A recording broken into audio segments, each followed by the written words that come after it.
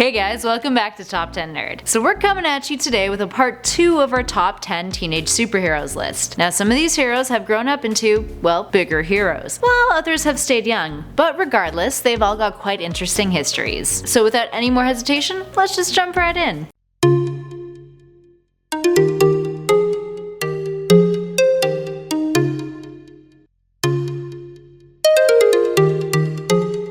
In at number 10 is Bucky Barnes. Starting off our list is Cap's young sidekick, Bucky Barnes. Before he became the Winter Soldier, Bucky made his debut as Steve Rogers' almost inseparable sidekick, who also was a member of the Young Allies. Bucky is introduced to us as an orphan whose father was killed during training for World War II, and now resides at that army's camp, almost acting as their mascot. A little weird there. Bucky befriends Steve Rogers though, and as stories of Captain America start to circulate, he becomes enthralled with the hero. One day he stumbles upon Steve changing into his Cap uniform, so he convinces Steve to let him be his sidekick, despite only being 15, which is a thing the US military justified by saying he was a symbol to rally the youth of America. Still got him killed though.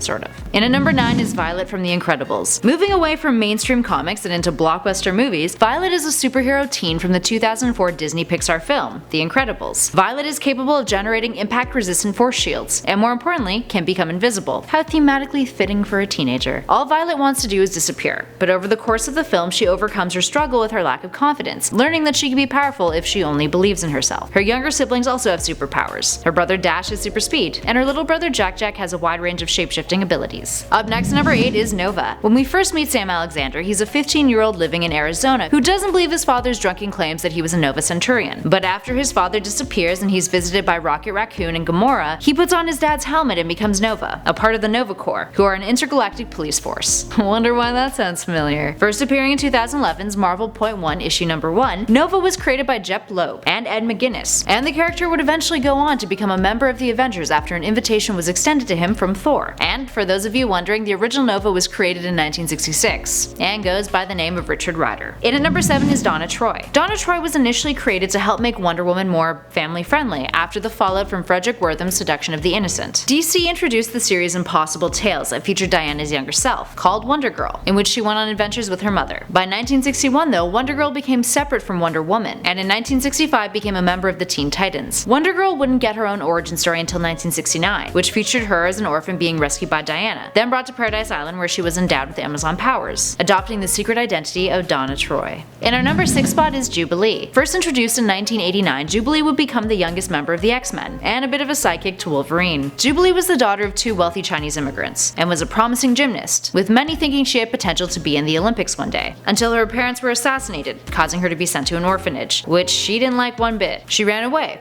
and upon being chased by security at the Hollywood Mall for stealing, she discovered that she had pyrotechnic energy blast abilities. Quite the discovery. After the X-Men, she would join the Generation X team, a group of teenage mutants who were mentored by Banshee and Emma Frost. Since 2011's Curse of the Mutants storyline, she's been a vampire, bitten by Zarus, the son of Dracula. So, I guess that's a thing now? And at number 5 is Hulkling. Hulkling was created in 2005 by Alan Heinberg and Jim Cheung, making his debut in Young Avengers number 1. Hulkling, aka Teddy, is the hybrid offspring of Captain Marvel and Princess Enel, the former Kree, the latter Skrull, but was raised on Earth by his nurse when the Skrull Emperor, his grandfather, sentenced him to die as a baby. His lineage gave him some impressive shapeshifting, impressive healing, and impressive super strength abilities. Most notable for his romantic relationship with Wiccan, Teddy has become one of the more popular LGBTQ characters in comic books, especially amongst younger readers. And at number 4 is Starfire. Corey first appeared in DC Comics Presents number 28 in 1980, and her aesthetic is roughly based off of the concept of Red Sonja in outer space. A princess from the planet Tamaran, Corey was enslaved by her jealous sister after being exiled from Tamaran and betraying their planet by selling secrets to their enemies. Corey eventually fled to Earth where she joined the Teen Titans, becoming one of their staple characters in 1980, becoming a part of the new Teen Titans alongside Robin, Wonder Girl, Kid Flash, Beast Boy, Cyborg, and the member who formed the group this time around, Raven. Now in DC Rebirth, she is still a member of the Teen Titans, because apparently age isn't a number to Starfire. Kinda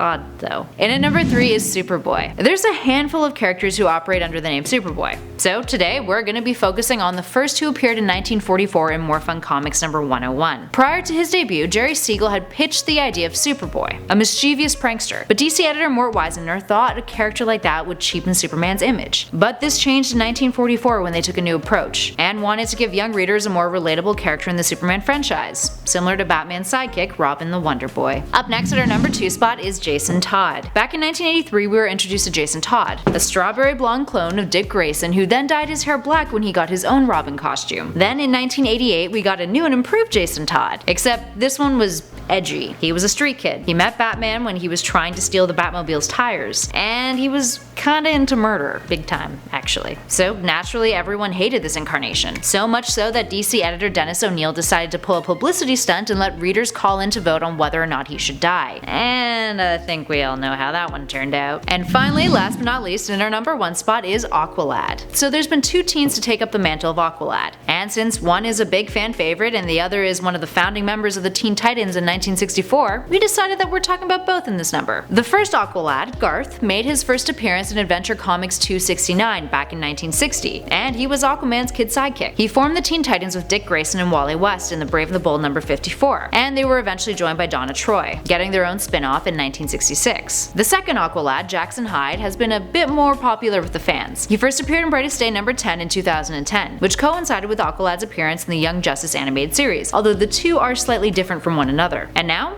Well, since DC Rebirth, Jackson has appeared as a gay teenager, although not too much about the character has been revealed yet. Alright, there we have it, friends. Who's your favorite teenage superhero? Which one should we talk about next time? Let us know in those comments below. And as always, thank you for watching, guys. I will catch you in the next one.